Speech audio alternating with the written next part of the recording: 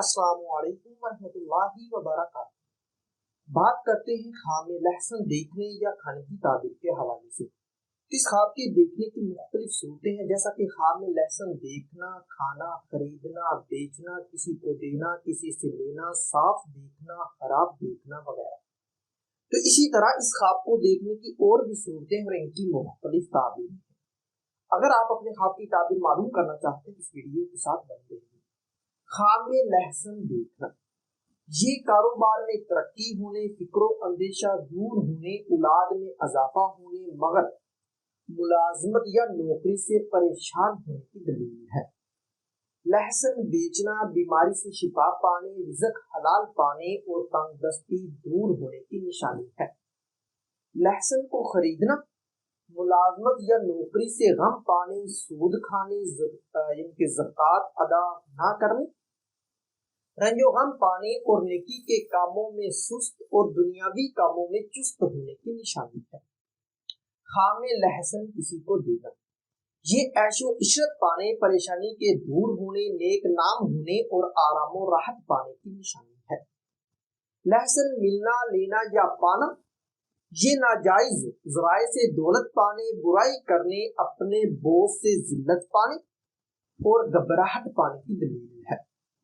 خواب میں لحسن بونا، یہ نیک نام ہونے، پریشانی کے دور ہونے، خوشی حاصل ہونے، اولاد پانے اور اگر غیر شادی شدہ دیکھے تو شادی ہونے کی علامت ہے۔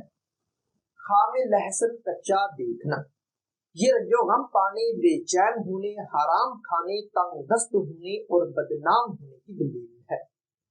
لحسن پختہ یا پکا ہوا کھانا، یہ عزت و مرتبہ بلند ہونے، کاروبار میں ترقی ہونے، رنج و غم دور ہونے، گناہوں سے توبہ کرنے اور صحت مند ہونے کی نشانی ہے۔ خواب میں لحسن کاٹنا، یہ چغلی یا غیبت کرنے، عبادت میں خرابی ہونے اور کسی چغل خور سے واسطہ پڑنے کی دلیل ہے۔